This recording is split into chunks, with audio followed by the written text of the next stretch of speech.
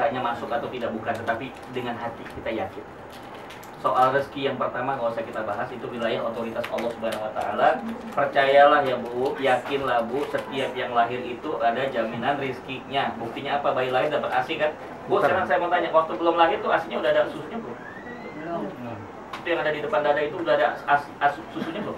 Tapi begitu lahir penuh ya Bu. Tuh bayi tahu aja lagi ya, langsung nyosor kan? Kayak tahu lokasi gitu. Jam berapa kita? Berapa menit lagi? Ya? Sekarang iya berapa menit lagi? 16 menit. Oke ya, nanti ingetin. Jadi nggak konsentrasi nih Pak, kalau dibagi dulu. Terusnya biar saya yang bergerak. Oke. Lewat sini aja. Lanjut ya.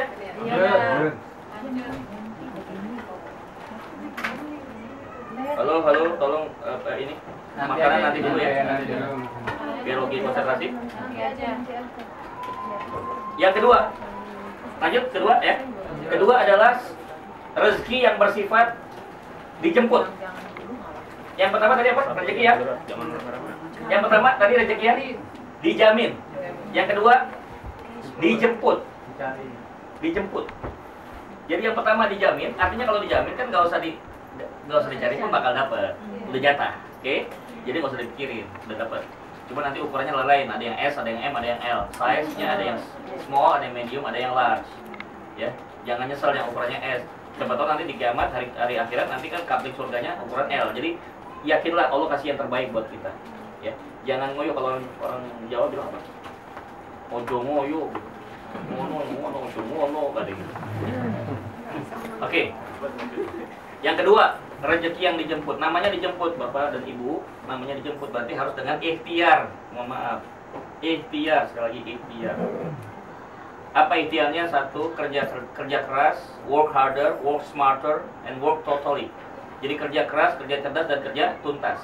Dan maaf, untuk soal rezeki yang kedua ini tidak ada kaitan dengan masalah siapa agamanya.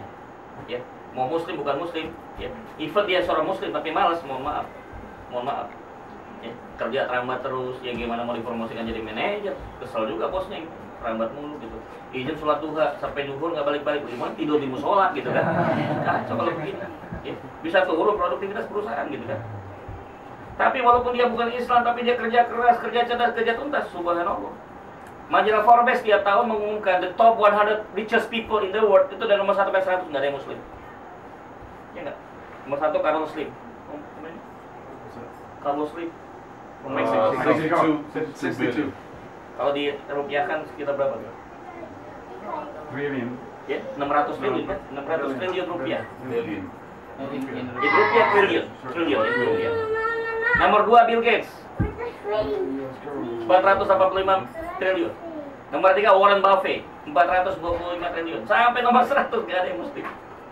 Allah Maha Adil, siapa yang berusaha dia dapat. Manjada wajada. Barang siapa dicari dia dapat. Muslim pun juga kalau rajin, kerja keras, kerja cerdas, kerja tuntas, insya Allah. Saya mau kasih contoh 2. Satu laki, satu perempuan. Yang mana dulu? Contoh perempuan atau contoh laki? Laki. Oke, yang laki. Beliau ini pendidikan cuma SD. Saya pernah undang acara di televisi namanya Bincang Bisnis Syariah. Saya jadi hostnya dan narasumbernya di situ di RCTI. Saya undang beliau, subhanallah. 25 tahun yang lalu bisnisnya adalah bensin eceran. Tahu bensin eceran? Yang pakai botol tuh, botol Coca-Cola, dia tuangin fuel, dia jual literan. Oke, 1 liter berapa gitu? Ya lebih tinggi sedikit dibandingkan di gas station. 25 tahun yang lalu dia jual bensin eceran, terus meningkat jual oli, terus meningkat lagi jual ban bekas. Alhamdulillah tanahnya kena gusuran, dia beli di seberangnya, agak besar. 25 tahun kemudian apa yang terjadi? The next 25 years, pemilik 2 bengkel terbesar di Depok dia. Namanya Haji Usman Mubin. Dan dia punya satu-satunya car wash yang touchless di sini, yang model kayak sini kan yang nggak perlu turun ya, 5 menit langsung kinclong ya. Itu dia punya 2, dan yang punya itu cuma dia doang, sepanjang di Depok tuh nggak ada lagi, yang punya cuma dia doang. You know, per hari berapa? 400 mobil. Every day for 400 cars. Car wash. Every day. 400. Kalau weekend 600. Setiap dia buka dari jam 8 pagi sampai jam 10 malam. Sekarang Bu, saya sama istrinya namanya Pak Haji Uswati, istrinya namanya Bu Siti. Udah terima duit. Subhanallah Bu, agamanya, ngajinya, sholatnya, Allah Akbar. Kalau orang bekerja keras 25 tahun, ketekunan sekali lagi membuktikan bisnis itu kadang-kadang kita mau buru-buru cepet kaya ya. Harusnya it takes time, kita butuh proses, ada kesabaran, ketekunan. Itu contoh yang cowok, laki. Yang perempuan sekarang, dia ini di luar dugaan beliau, suaminya meninggal lebih dulu. Selama suaminya masih hidup, dia hanya housewife. Anaknya masih kecil-kecil Bu. Jadi nggak menduga gitu, uang pensiun nggak cukup Bu, anak masih kecil-kecil kan. Tapi karena dia punya hobi itu ngejahit, dia bikin busana muslimah, modalnya dari uang arisan Bu. Dia jual di Majlis Taklim. Alhamdulillah karena dia ngejahitnya bagus, orang pada suka dengan model jilbab yang dibikin sama beliau. Tapi karena modalnya terbatas, lama-lama habis. Alhamdulillah ada jalan, teman pengajiannya ngenalin sama suaminya yang jadi kepala branch manager Bank Syariah di Bandung. Mau nggak saya kenalin sama suami saya? Siapa tahu bisa dipinjamin soft loan. Dia kredit lunak. Alhamdulillah Bu, 150 juta dipinjemin, dia beli mesin jahit, dia rekrut pegawai. Sekarang 20 tahun kemudian apa yang terjadi? Dia udah punya 3.000 pegawai, dia udah punya 100 outlet, bahkan dia mau buka di Eropa.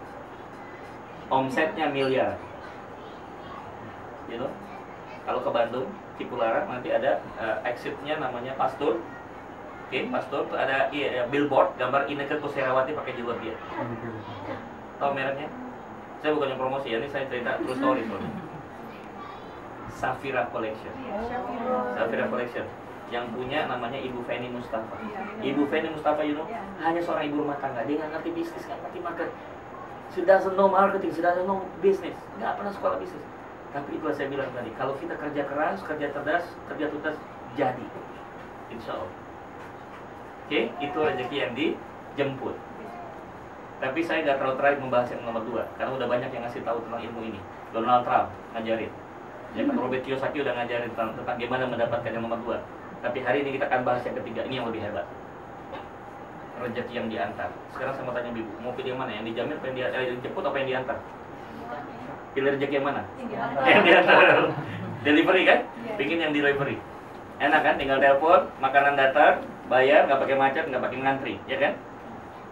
Bagaimana mendapatkan rezeki yang diantar? Mau kan? Gimana mendapatkan rezeki yang diantar? Apa pintunya? Untuk membuka pintu, apa passwordnya? Tolong dibuka surat 65 ayat 3.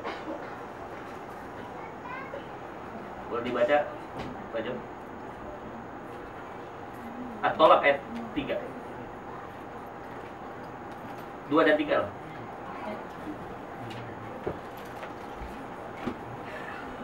Artinya langsung ya? Ya, 2 dan 3. Maka apabila mereka telah mendekati akhir iddahnya, maka rujuklah kembali kepada mereka dengan baik, atau lepaskanlah mereka dengan baik dan persaksikanlah dengan 2 orang saksi yang adil di antara kamu.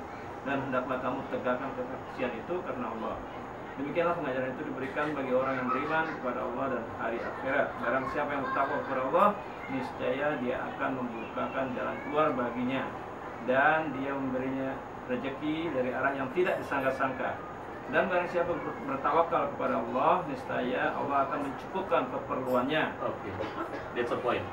Wa may yattaqillah yaj'al lahu makhraja wa yarzuqhu min haitsu la yahtasib. Barang siapa yang takwa kepada Allah, dikasih jalan keluar, betul? Dan diantarkan rezeki dari arah yang tidak disangka, betul? Ini yang saya maksud. Ini nggak ada Bu ilmunya di barat Islam.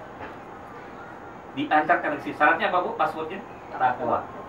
Jadi jangan ngejar rezeki ya. Jadilah orang bertakwa. Dan jangan lupa, kita puasa ujungnya apa? La'alakum Tattaqun. Kalau kita puasanya benar, mestinya nih terjadi peningkatan apa? Rezeki. Orang yang puasanya berhasil, salah satu indikator keberhasilan puasa, insya Allah rezekinya meningkat. Kenapa? Banyak ini, banyak berkah. Oke, sekarang saya masuk ke berikutnya. Bagaimana analoginya rezeki yang diantar ini seperti apa?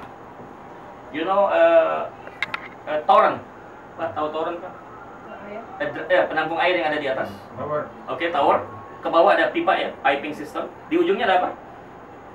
Keran ya, nozzle. Oke. Kalau